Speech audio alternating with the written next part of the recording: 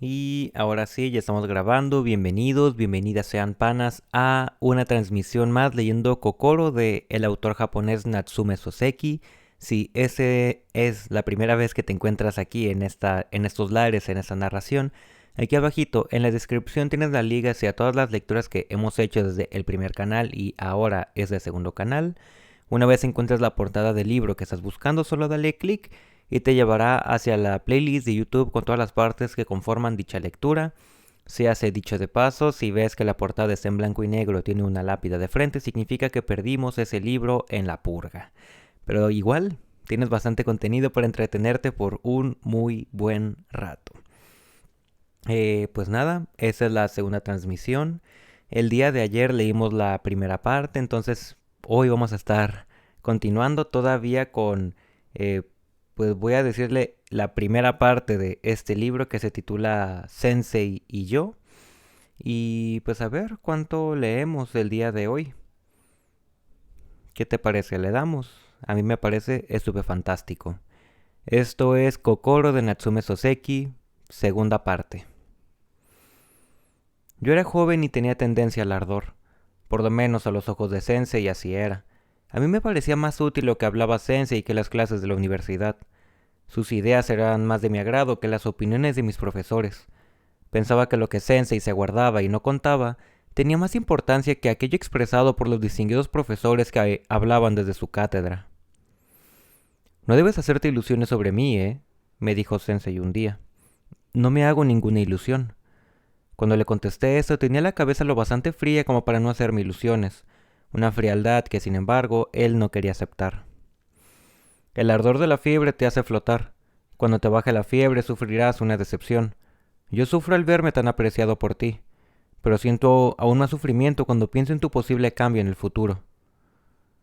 ¿Cree usted que seré tan voluble o es que tan poca confianza tiene en mí? No es ninguna de las dos cosas, simplemente lo siento por ti. Lo siente, pero no confía en mí, ¿verdad? Sensei miró al jardín como si le hubiera molestado mi comentario.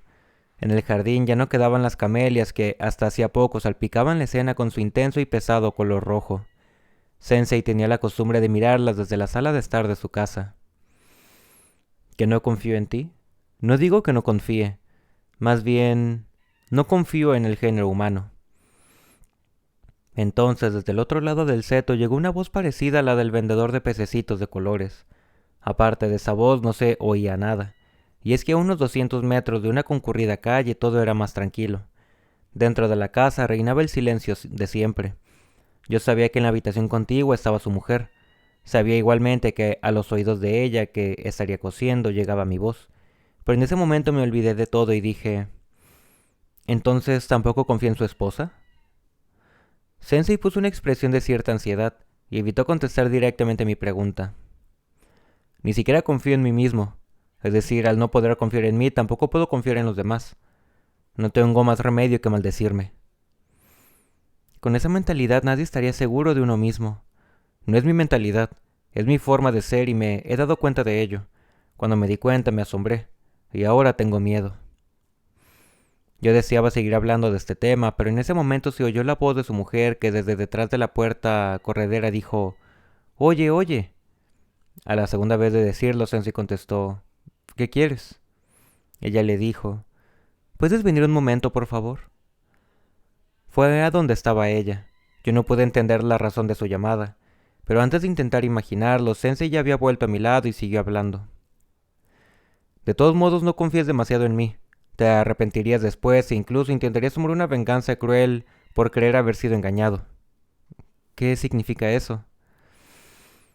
El recuerdo de verse arrodillado ante una persona en un futuro te hace querer pisarle la cabeza. Yo prefiero evitar el respeto de hoy para no recibir el agravio de mañana. Mejor aguantar mi soledad actual y no una soledad futura que sería horrorosa. La gente de hoy, nacida bajo el signo de la libertad, la independencia y la autoestima, debe en justa compensación saborear siempre esa soledad. Yo no tenía palabras que añadir a esto. Desde entonces, cada vez que veía la cara de su mujer, me sentía preocupado por si la actitud de Sensei hacia ella reflejaba esas ideas, en cuyo caso, ¿podría ella estar feliz a su lado? No podía decidir por su aspecto si era o no era feliz, pues tampoco tenía muchas ocasiones de comunicarme con ella. Además, siempre se mostraba muy natural. Normalmente estábamos en presencia de Sensei y casi nunca solos. Por otro lado, yo tenía otras dudas. La actitud de Sensei hacia la humanidad, ¿de dónde venía? ¿Era el simple resultado de haberse dedicado a una introspección de sí mismo y al análisis frío del mundo moderno? Sensei pertenecía a esa clase de hombres que se sientan para pensar, pero si una persona con la mente de Sensei se sentara igualmente para pensar, ¿llegaría a las mismas conclusiones? Yo creía que no. Es decir, sus ideas eran vivas, nacidas de la experiencia. Eran distintas a una casa de piedra calcinada por el fuego, pero con sus muros fríos.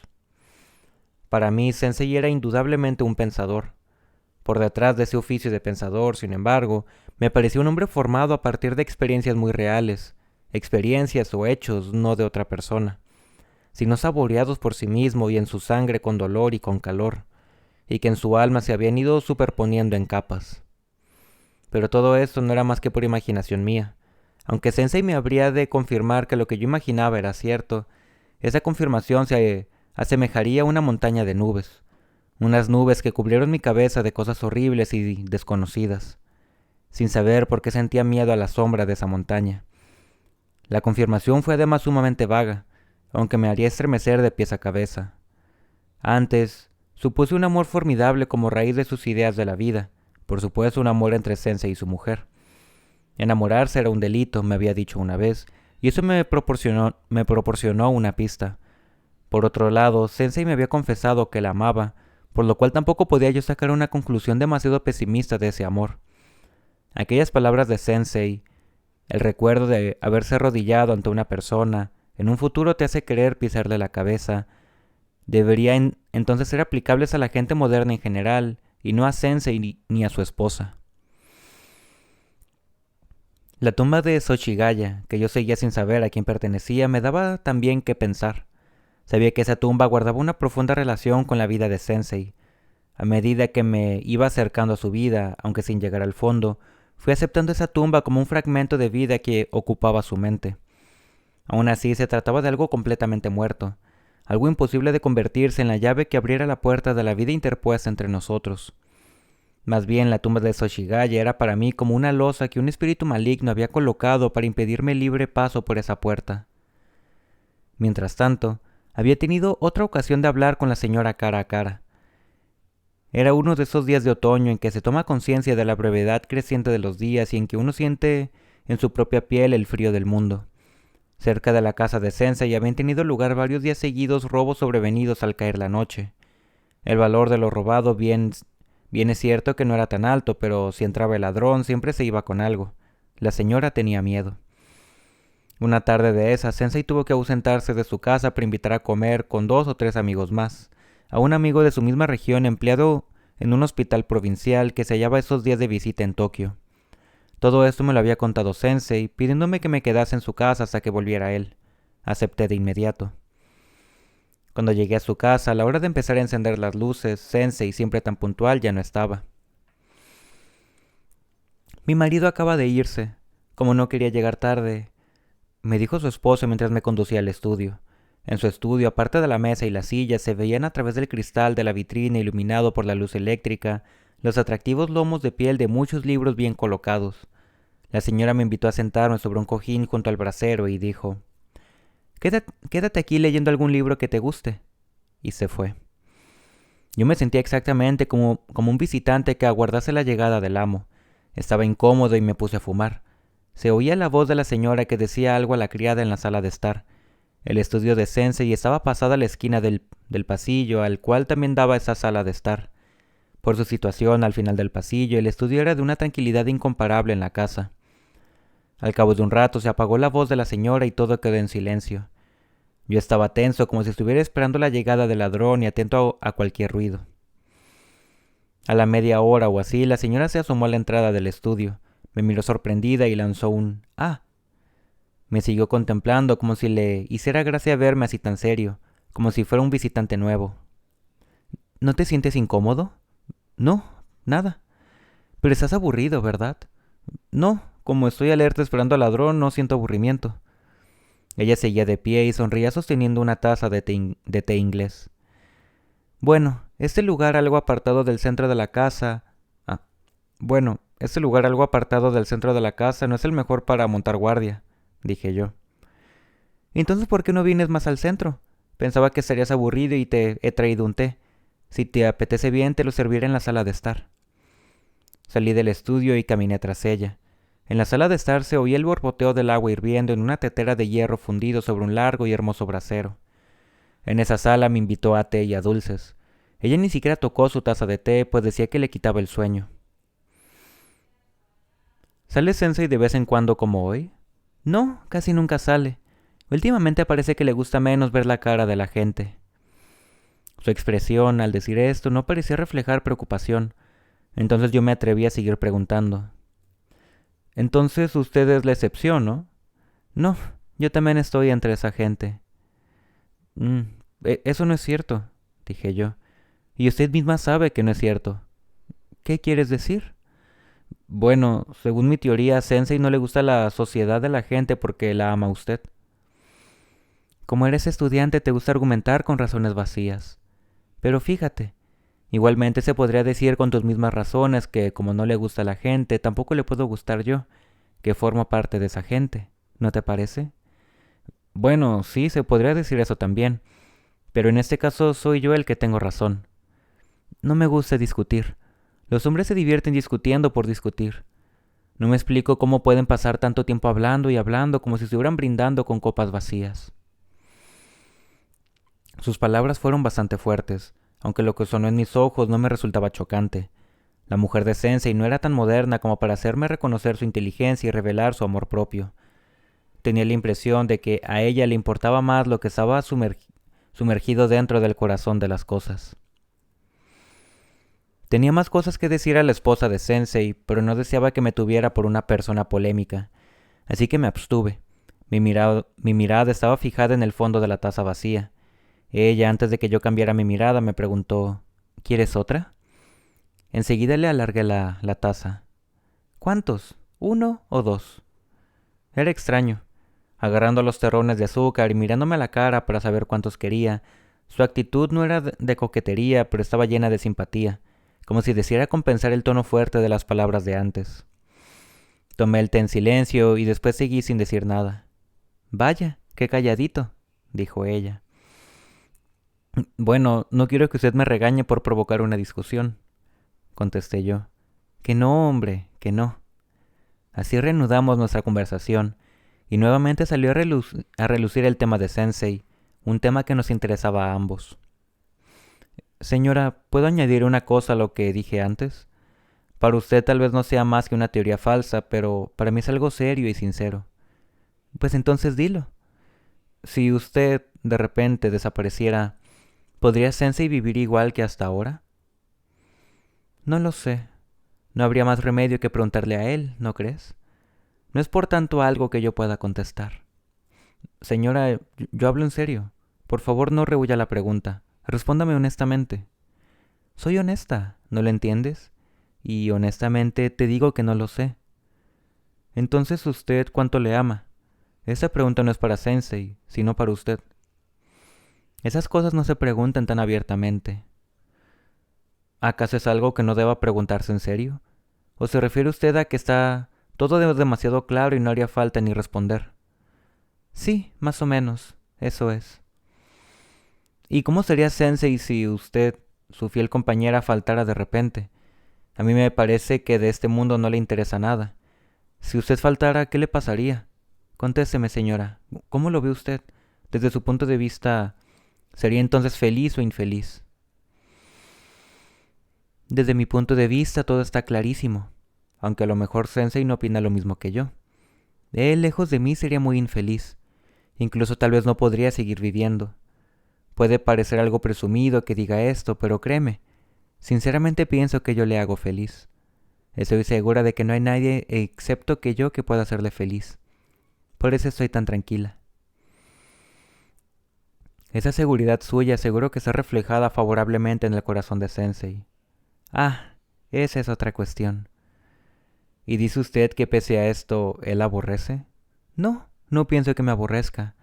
No hay razón para tal cosa, pero Sensei aborrece a la sociedad, o más bien, no le gusta la humanidad. En ese sentido, al ser yo también parte de su humanidad, con toda la razón no le gusto. Por fin había comprendido por qué decía a ella que no le gustaba a Sensei. Estaba asombrado de su capacidad de comprensión. Su actitud, que no correspondía exactamente a la de una mujer tradicional japonesa, me pareció incluso intelectualmente estimulante. Además, ella casi nunca deslizaba esas palabras modernas tan de moda entonces. Yo era un joven inexperto que no había tenido ninguna relación profunda con una mujer, pero tal vez debido a mi instinto de hombre siempre soñaba con las mujeres como objeto de un anhelo que se puede sentir vagamente en el corazón cuando uno ve esas hermosas nubes de un cielo de primavera. Por eso, cada vez que estaba con una mujer real cara a cara, mis sentimientos podían tomar un giro muy brusco. En lugar de sentir atracción hacia ellas, experimentaba más bien un extraño rechazo, pero nada de esto me ocurría con la mujer de Sensei. Tampoco observaba esa permanente diferencia de ideas que existe entre hombres y mujeres. En realidad me olvidaba de que ella era mujer. Simplemente veía en ella a una simpatizante crítica y sincera de Sensei. Señora, el otro día cuando le pregunté a usted por qué Sensei no salía ni tenía actividades en la sociedad, usted me dijo que él antes no era así, ¿verdad? Sí, recuerdo que lo dije. Ciertamente no era así. ¿Cómo era? Pues un hombre digno de confianza, como tú y yo deseamos que sea. Entonces, ¿a qué se debió ese repentino cambio? Oh, no, no fue repentino. Cambió poco a poco. Y todo ese tiempo usted estaba con él, ¿verdad? Por supuesto que sí. Formamos pareja. En tal caso, debe saber la razón de ese cambio, ¿no? Por eso justamente me siento tan mal. Si me dices eso, me siento de verdad mal, porque no tengo ni idea de cuál podría ser la causa de ese cambio. ¿Cuántas veces le habré pedido que me cuente todo? ¿Y qué dice él? Pues que no tiene nada que decirme, que no hay nada de lo que yo deba preocuparme y que lo único que ha pasado es que ha cambiado su carácter. Y bueno, no me hace caso. Me quedé callado. Ella también se calló. De la habitación de la criada tampoco llegaba ningún ruido. Me había olvidado por completo del ladrón. ¿No creerás que yo tengo la culpa de todo? Me preguntó de improviso. No, contesté. Dímelo sin ocultar nada, por favor. Si lo creyeras así, si creyeras que soy yo la culpable, sentiría más dolor que si me cortaran la carne en vivo.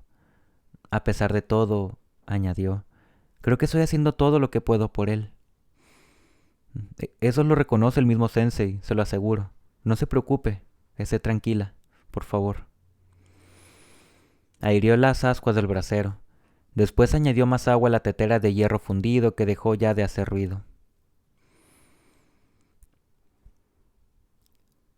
Una vez que ya no podía aguantar más, le pedí que me dijera todo lo que no le agradaba de mí sin ocultarme nada. Le dije que trataría de cambiar cualquier defecto que viera en mí. Me dijo entonces que yo no tenía ningún defecto, sino que él y solo él era quien tenía defectos. Ahora, cuando pienso en eso, me pongo muy triste. Se me saltan las lágrimas y siento todavía más ganas de preguntarle qué hay en mí que no le agrada. Sus ojos se llenaron de lágrimas. Al principio yo la trataba como una mujer comprensiva, pero a medida que conversábamos su manera de expresarse iba cambiando gradualmente, y en lugar de dirigir mi mente empezó a mover también mi corazón. Entre ella y su marido no existía ninguna reserva ni frialdad, pero aún así ella sentía que había algo. En consecuencia trataba de reconocer ese algo con los ojos muy abiertos, pero sin ver nada. Esta era la clave de su sufrimiento. Al comienzo había dicho que la mirada de Sensei hacia la sociedad era muy pesimista y que por lo tanto ella no era del agrado de Sensei, pero al decir esto no las tenía todas consigo. En efecto, en el fondo le asaltaba el pensamiento contrario, es decir, que el mundo entero no era del agrado de Sensei a causa de ella, a causa del desagrado que ella le inspiraba. Sin embargo, nunca pudo tener una prueba de que esto fuera real. La actitud de Sensei hacia ella era simplemente la de un buen marido, amable y tierno, pero ella tenía oculto en el fondo de su pecho un haz de dudas envuelto en el cariño de su marido. Esa noche iba a desatar ese haz ante mí. ¿Qué opinas?, me preguntó. ¿Ha sido por mi culpa por lo que ha cambiado tanto o simplemente a causa de sus ideas sobre la vida? Responde sin ocultarme nada. No tenía yo la intención de ocultarle nada. A pesar de eso, sabía que existiera o no un hecho por mí ignorado, mi respuesta nunca le resultaría satisfactoria, y estaba seguro de que había algo que yo no sabía. No lo sé. Por un instante su semblante expresó decepción por una respuesta inesperada. Me apresuré a añadir, pero le aseguro que usted no le desagrada a Sensei. Le estoy diciendo lo que he oído de boca de Sensei, y él no miente nunca, ¿verdad que no? No me contestó. Al cabo de un rato dijo, a decir verdad, recuerdo algo que podría estar detrás de todo esto. ¿Se refiere detrás de su cambio de carácter? Sí, detrás de todo. Una razón que, por estar fuera de mí, me hace sentir un gran alivio. ¿Y cuál es? Se miraba las manos que mantenía colocadas sobre las rodillas mientras parecía titubear. Te la diré y tú me darás tu opinión. Sí, así lo haré. De todos modos, no te puedo decir todo. Si te lo contara todo, él me regañaría. Solo te diré las cosas que a él no le importa que te cuente. Sentí tensión y tragué saliva. Siendo todavía estudiante en la universidad, tenía un amigo muy íntimo. Este amigo suyo murió poco antes de graduarse. Murió de repente. Y acercándose a mi oído me susurró en voz baja. La verdad no fue una muerte natural. Su manera de decirlo me empujó a preguntarle, ¿por qué? No puedo decirte más. Desde aquello él empezó a cambiar poco a poco. No sé la causa de su muerte. Quizá tampoco mi marido la sepa, pero no hay razón para negar que desde entonces empezó a no ser el mismo. Ese es el amigo cuya tumba visité en Soshigaya. Tampoco puedo decirte eso porque se lo he prometido. Pero la cuestión es, si una persona pierde a su mejor amigo, ¿es posible cambiar tanto? Eso es lo que desearía saber y sobre lo que me gustaría saber tu opinión. Mi opinión se inclinaba a una respuesta negativa. Intenté consolarla lo mejor que pude dentro de mi conocimiento limitado de los hechos. También ella parecía que deseaba ser consolada por mí. Por eso seguimos hablando los dos largamente sobre este asunto. A pesar de todo, fue incapaz de llegar a la raíz. Su ansiedad se originaba en unas dudas semejantes a esas nubes finas que andan flotando por el cielo. Sobre la verdad del asunto tampoco ella sabía mucho y de lo que sabía no podía decirme gran cosa. Así, yo consolándola y ella dejándose consolar, nos asemejábamos a dos náufragos a merced de las olas que flotaban en el mar de una vasta inseguridad. Y en tal situación ella alargaba al máximo los brazos para aferrarse a mis opiniones, igualmente desprovistas de apoyo. A eso de las 10 oímos las pisadas de Sensei en la entrada, su mujer levantándose de repente como si hubiera olvidado todo y dejando a mi compañía, salió a recibirle. Me quedé solo y después la seguí.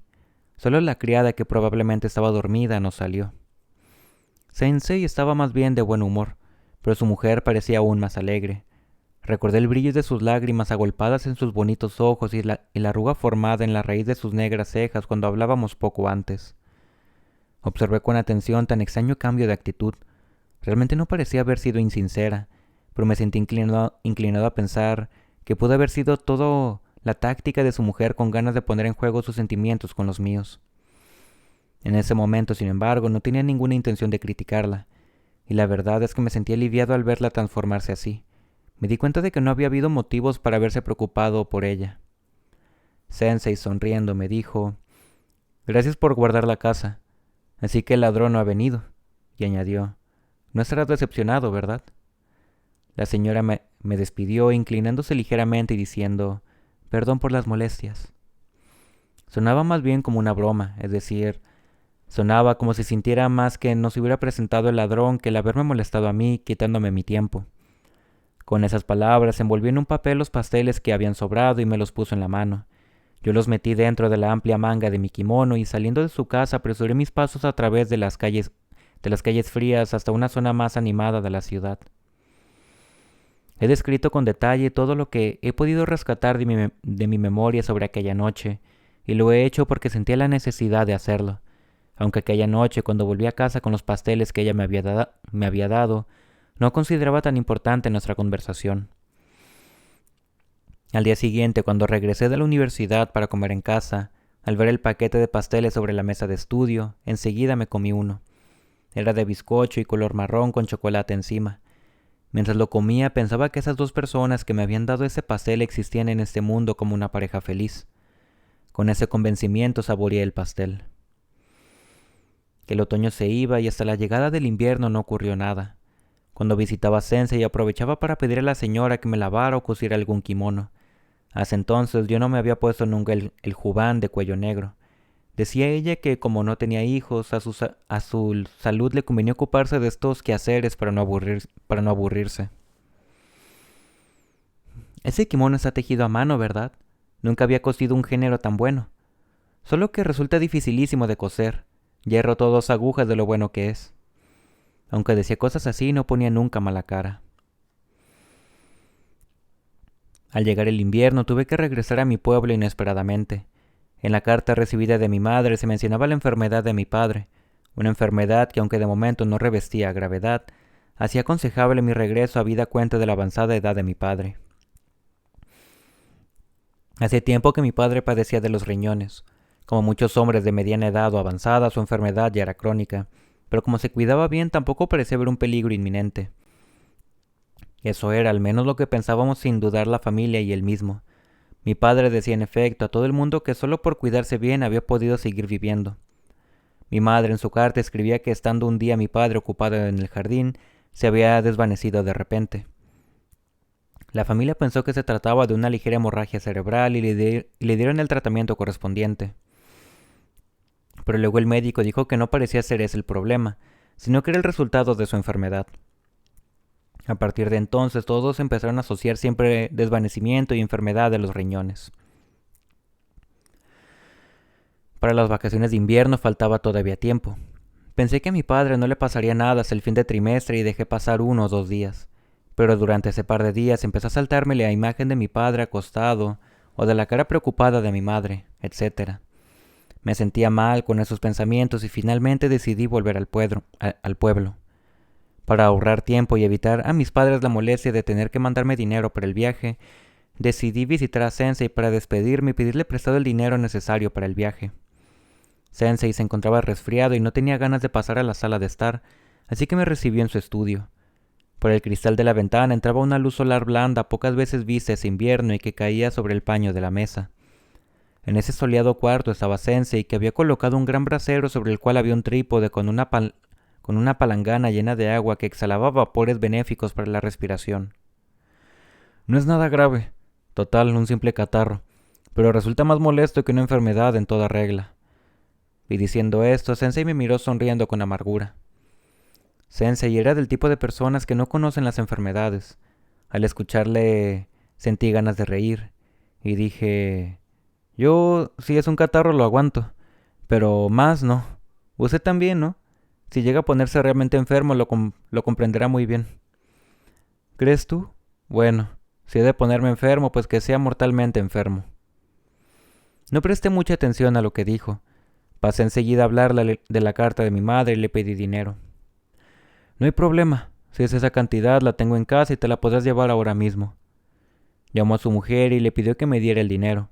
Ella sacó el dinero de un cajón del aparador y, envolviéndolo en un papel fino de caligrafía, me dijo: «Debes estar preocupado, ¿verdad?» «¿Se ha desmayado ya muchas veces?», preguntó Sensei. «Bueno, en la carta no dice nada, pero ¿tantas veces se puede desmayar?». «Pues sí». Supe entonces que su suegra había muerto de esa misma enfermedad. «Es difícil de curar, ¿no?», pregunté yo. «Bueno, si pudiera estar en tu lugar de tu padre no me importaría. ¿Tiene vómitos?». «No sé, la carta no dice nada de vómitos. Seguro que no los tiene».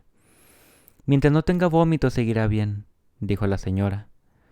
Partí de Tokio en el tren de esa noche. La enfermedad de mi padre no era tan grave como imaginaba. Al llegar a casa me lo encontré sentado en la cama con las piernas cruzadas. Me dijo: «Como todo el mundo se preocupa tanto de mí, tengo que estar aguantando aquí quieto, pero ya puedo levantarme, ¿sabes?». A partir del día siguiente y sin hacer caso a mi madre, que deseaba que estuviera más tiempo en la cama, se levantó. Mientras doblaba con desgana el grueso edredón, dijo mi madre: «Como has vuelto, tu padre está convencido de que se siente más fuerte». A mí, sin embargo, no me parecía que estuviera fingiendo sentirse mejor. Mi hermano mayor vivía en la lejana isla de Kyushu debido a su trabajo. A él no le resultaba tan fácil visitar a nuestros padres, a no ser que ocurriera algo grave. Mi hermana pequeña estaba casada en otra región y tampoco podía venir tan fácilmente como quisiera. Por eso, de los 3 hermanos, yo, siendo estudiante, era el más a mano para esa situación. A mi padre le causaba mucha satisfacción verme en casa, obediente a la llamada de mi madre, sin acabar el curso y antes del comienzo de las vacaciones. Siento, hijo, haberte hecho faltar a las clases por esa tontería de enfermedad que tengo. Ha sido culpa de tu madre, haberte escrito una carta tan exagerada. Esto lo decía por decir, naturalmente, y no solo eso, sino que levantándose pidió que le recogiéramos la ropa de cama. Mostraba la energía de siempre.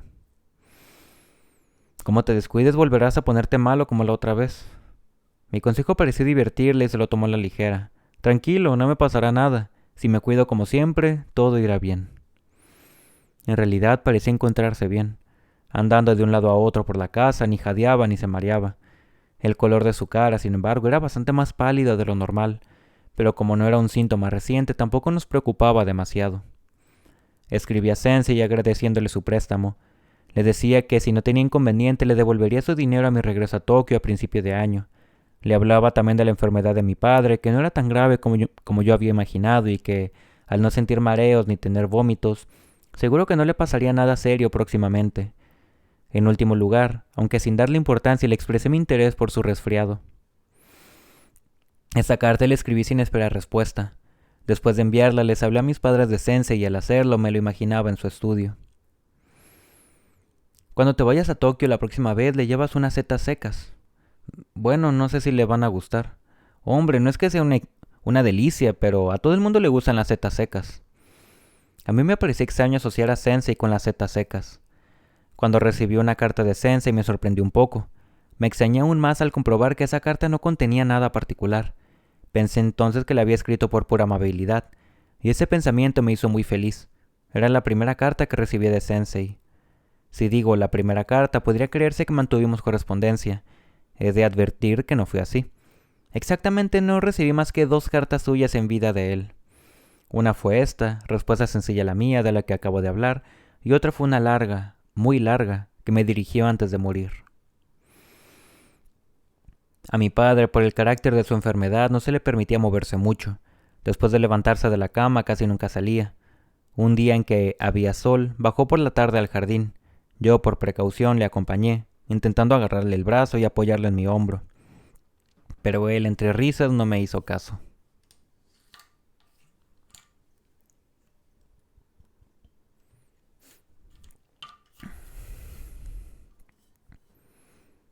Para hacer compañía a mi padre, que se aburría mucho, a menudo jugábamos al ajedrez japonés. Al ser los dos perezosos y tener puesto el tablero sobre una mesa con faldillas, debajo de la cual estaba el brasero que nos calentaba, cada vez que movíamos una pieza teníamos que sacar la mano de debajo de la faldilla de mesa. A veces se nos perdía alguna pieza y no nos dábamos cuenta hasta la siguiente partida. En alguna ocasión mi madre encontró alguna pieza entre las cenizas del brasero que tenía que recoger con las tenazas. El go, con su tablero grueso y con patas, no sería bueno para nosotros que nos gusta jugar sobre la mesa camilla. En cambio, este tablero de ajedrez es ideal para gente perezosa como nosotros, que no queremos sacar la mano de debajo de la mesa.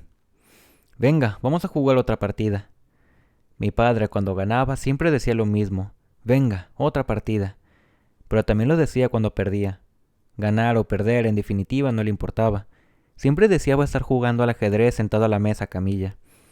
Al principio este juego de jubilados me resultaba novedoso y tenía interés, pero con el paso de los días mi energía juvenil no podía satisfacerse con tan escaso estímulo.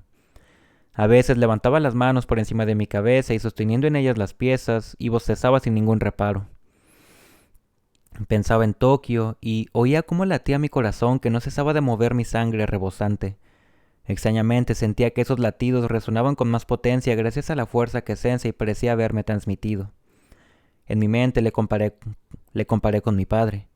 Los dos eran hombres tranquilos, cuya muerte o vida podía pasar desapercibida para la opinión pública.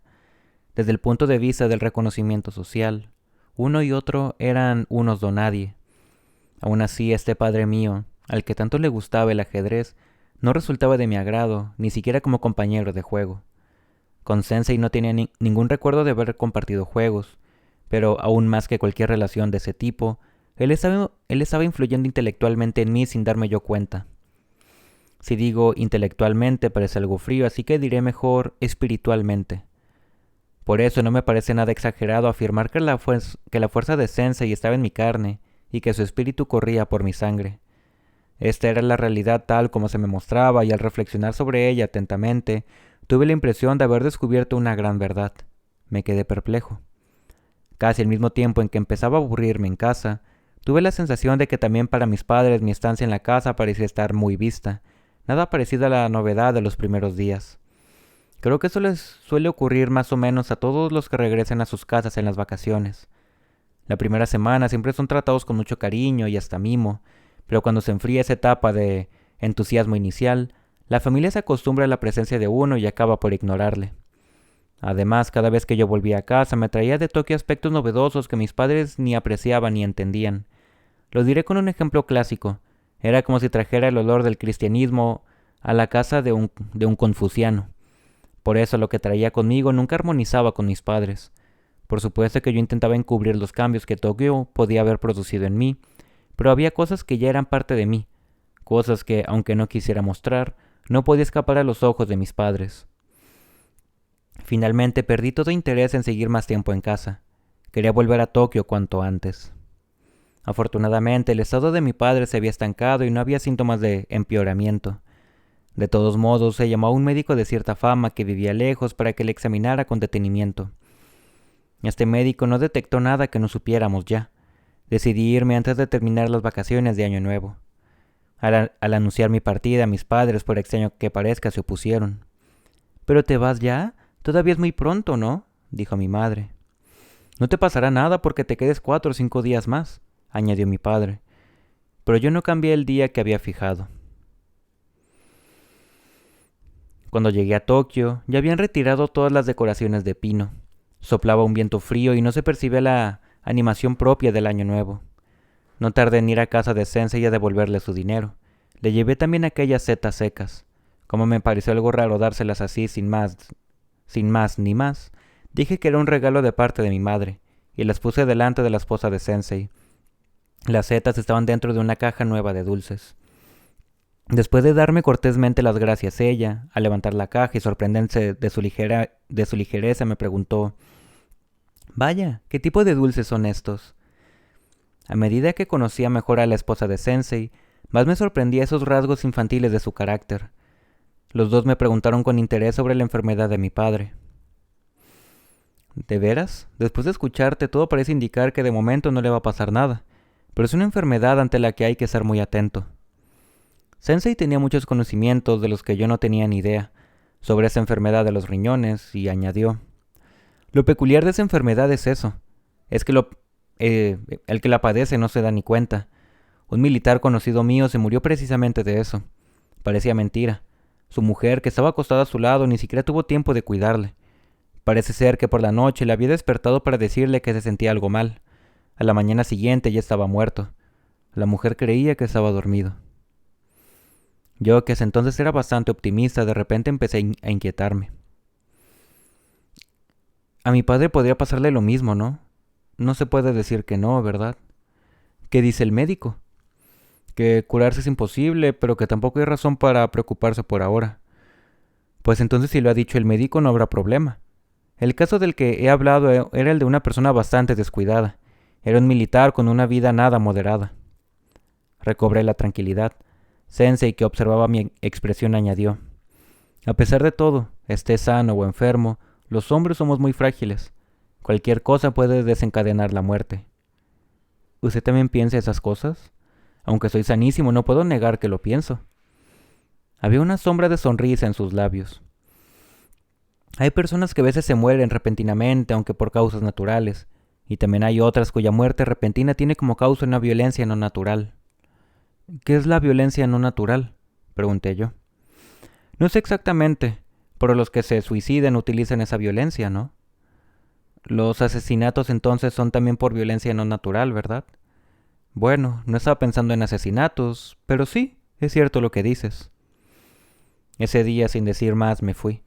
Después de volver a casa, no me preocupé realmente por el estado de mi padre, ni tampoco le di demasiadas vueltas a las palabras de Sensei sobre muerte natural y violencia no natural. Estaba más preocupado de la tesis que tenía que escribir para graduarme y que todavía no había empezado seriamente. Tenía que ponerme a trabajar firmemente en ella. Para poder graduarme en junio de ese año, era preciso acabar la tesis antes del fin de mes de abril. Era el reglamento de la universidad. Cuando me puse a contar con los dedos los meses que me quedaban, me sorprendí de mi valor por estar tan despreocupado.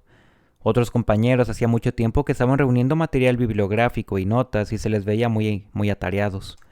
Solo yo seguía de brazos cruzados y lo único que tenía era la resolución de trabajar en firme desde el año nuevo. Había empezado con mucha fuerza, pero pronto me atasqué. Hasta entonces tenía claro en mi mente el amplio tema sobre el que quería escribir. Creía que la estructura de esa idea ya la tenía formada, pero me equivoqué y empecé a sufrir y a sujetarme la cabeza entre las manos. Después reduje el tema. Por último, y a fin de eliminar la complicación de ordenar todas las ideas, decidí utilizar todo el material que pudiera encontrar en los libros y añadir una conclusión adecuada. El tema elegido tenía mucho que ver con la especialidad de Sensei. Un día, cuando le pregunté su opinión sobre el tema elegido, me dijo que era bueno. Después de quedarme desconcertado, volví apresurado a su casa y le pregunté qué libros tenía que leer. Me facilitó amablemente todos los conocimientos que tenía sobre el tema y me prestó 2 o 3 libros necesarios, pero ni por un momento mostró interés en dirigirme la tesis.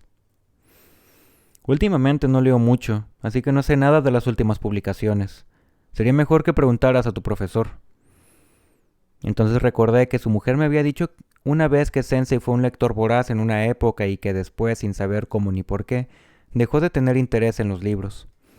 Dejando a un lado el asunto de la tesis, le pregunté distraídamente: Sensei, ¿por qué no puede tener tanto interés en los libros como antes? No hay una razón, no sé. Tal vez porque sé que por mucho que lea no voy a hacer nada importante. Además, ¿hay algo más? Bueno, no es que haya algo más, es que antes cuando hablaba con la gente o cuando se me preguntaba algo sentía vergüenza si no lo sabía. Pero últimamente ya no siento eso y no me esfuerzo en leer libros. En una palabra, me he hecho viejo. Su actitud era apacible al decir esto. No mostraba la amargura de quien ha dado la espalda a la sociedad. Tal vez por eso sus palabras no me hicieron reaccionar. Yo no creía que Sensei se hubiera hecho viejo. Tampoco pensaba que fuera una persona maravillosa. Con esas ideas volví a mi pensión. Desde entonces la tesis me hizo sufrir. Mis ojos se volvieron sanguinolentos como los de un psicópata. A unos amigos que se habían graduado el año anterior les pregunté sobre diversos aspectos de este asunto. Uno de ellos me dijo que el último día de la entrega de tesis tuvo que alquilar un carruaje para llegar a tiempo. Otro dijo que si no hubiera sido por la intercesión de su profesor habría estado su tesis de no ser aceptada por haber llegado 15 minutos después de la hora límite. Esas experiencias y el tiempo que me angustiaban me dieron valor para enfrentarme a mi problema.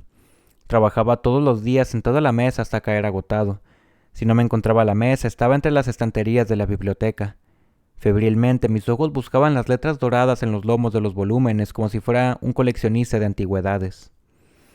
Al florecer los ciruelos, el viento frío fue cambiando de dirección y poco a poco empezó a soplar del sur. Pasada esa época empezó a llegar a mis oídos el rumor, como si de un creciente y nebulosa se tratara, de que se acercaba la floración de los cerezos. Mientras yo seguía trabajando como un caballo de tiro que, fustigado por los latigazos de la tesis, solo mira de frente. Hasta fines de abril, cuando por fin terminé todo lo que estaba previsto, no puse los pies en casa de Sensei.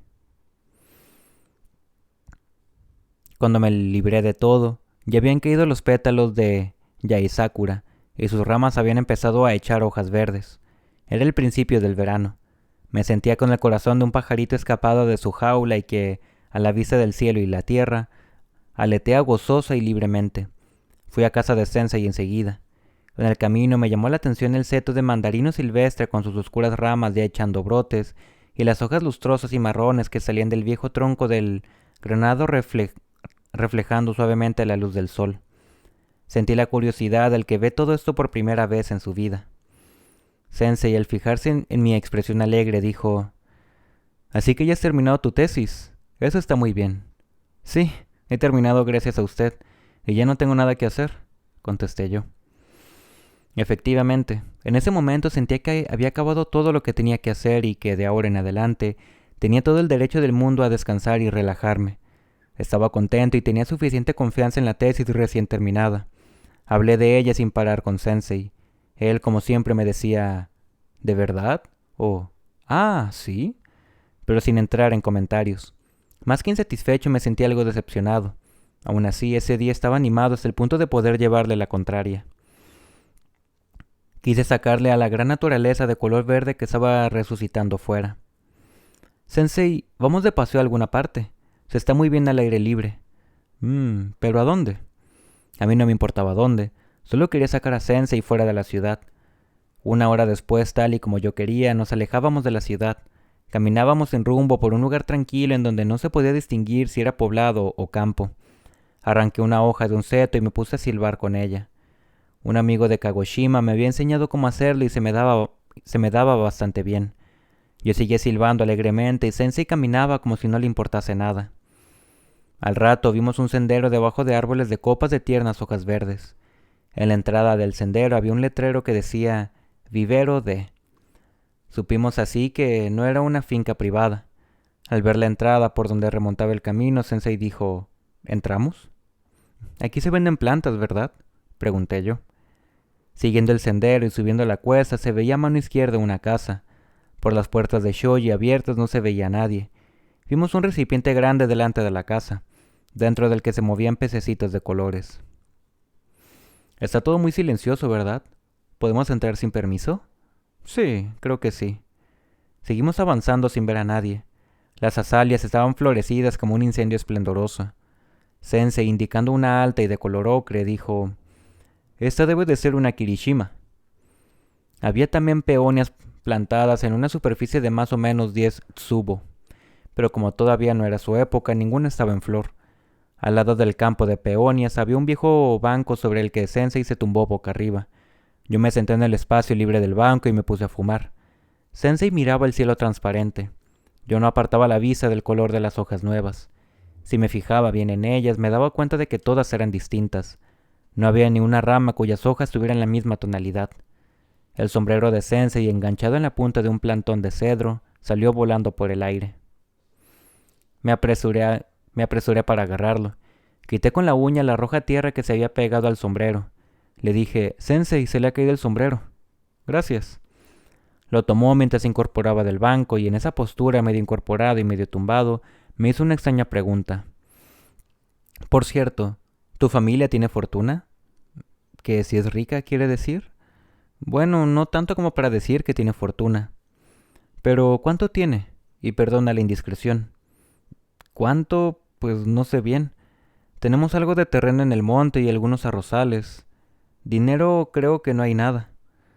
Era la primera vez que Sensei me preguntaba por la economía de mi familia. Yo nunca le había preguntado nada parecido a él. Al principio, cuando le conocí, me preguntaba cómo podría vivir sin trabajar. Es algo que siempre me he preguntado, pero no me parecía bien preguntarle algo así. Pero ahora, después de hacer descansar bien mis ojos con los colores de las hojas nuevas de los árboles, sin saber cómo me atreví a preguntarle. ¿Y usted, Sensei, es rico? ¿Te parezco rico?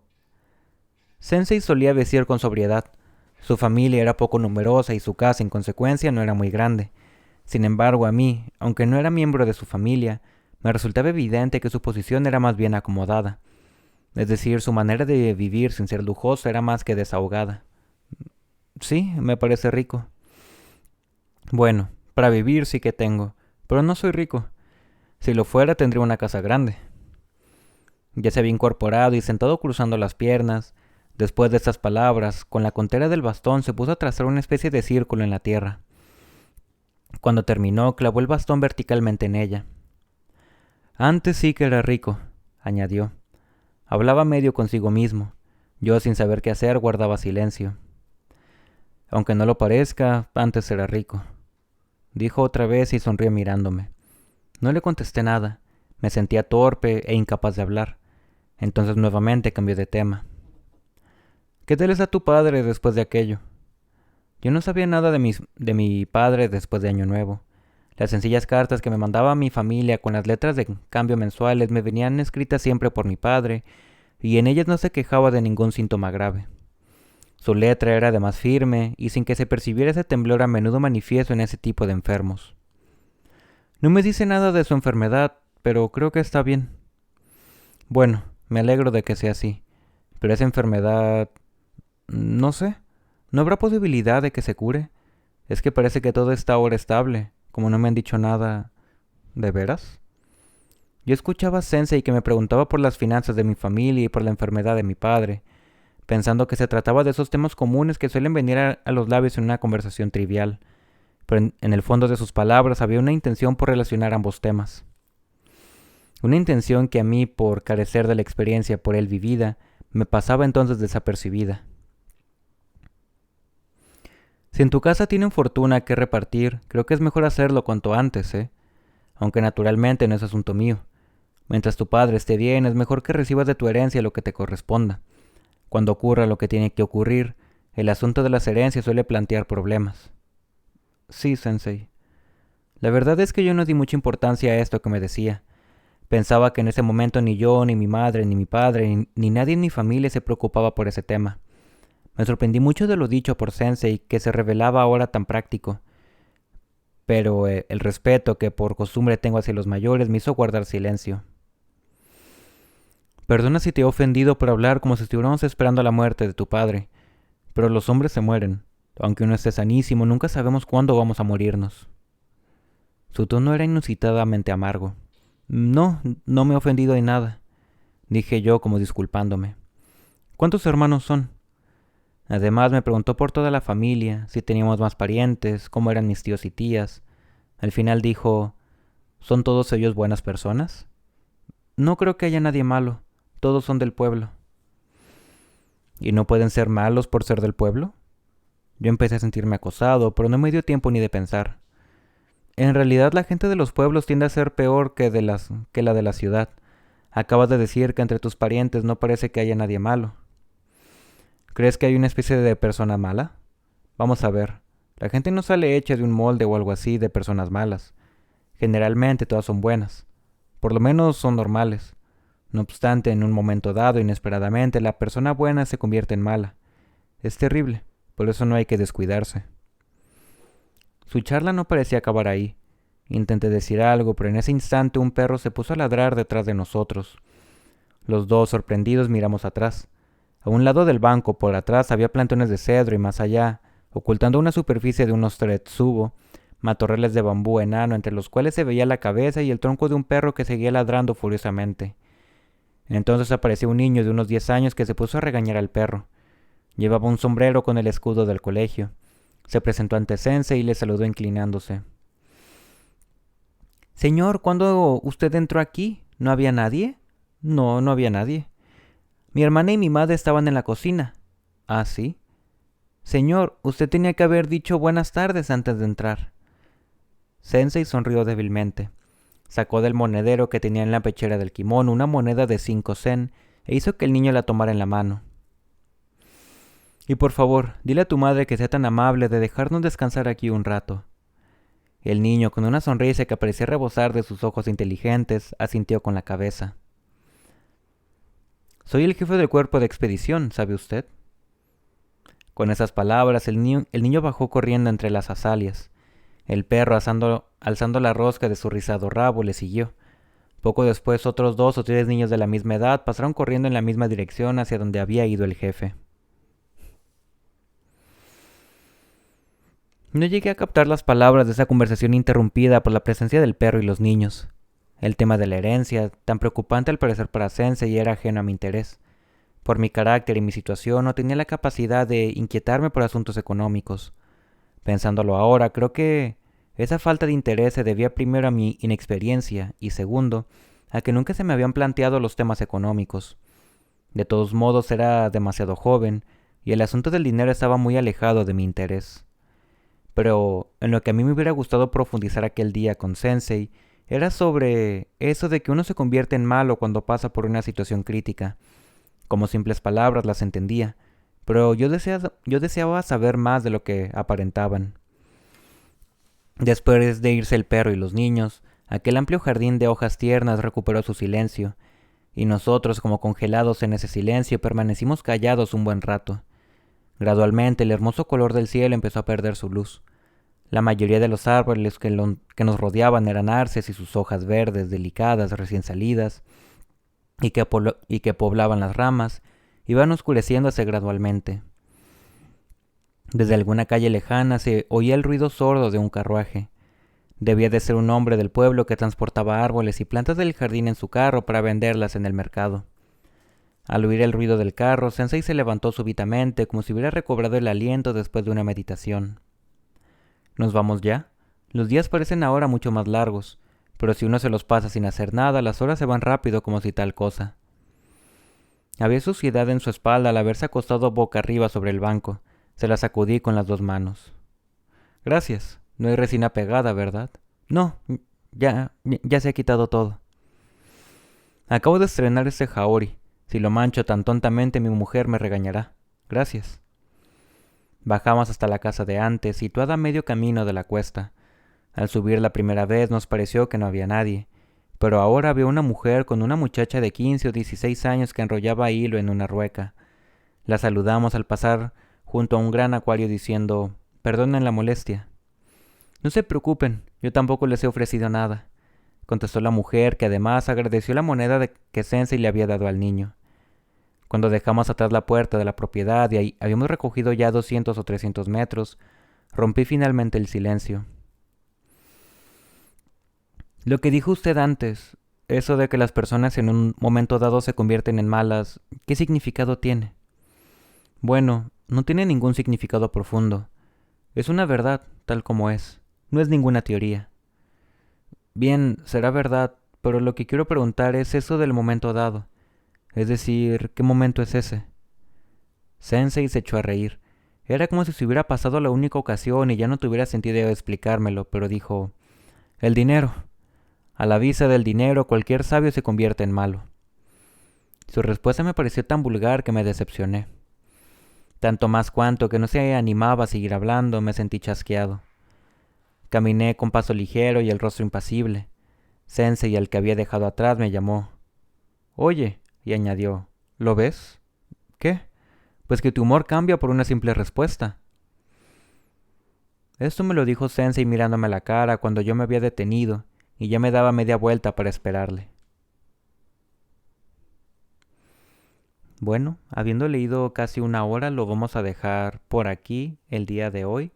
El fragmento sigue directamente con esa interacción entre Sensei y nuestro protagonista, entonces no te olvides de suscribirte para que no te pierdas de la siguiente parte de esta narración o de revisar la playlist de YouTube donde pues vas a encontrar todas las partes de esta lectura.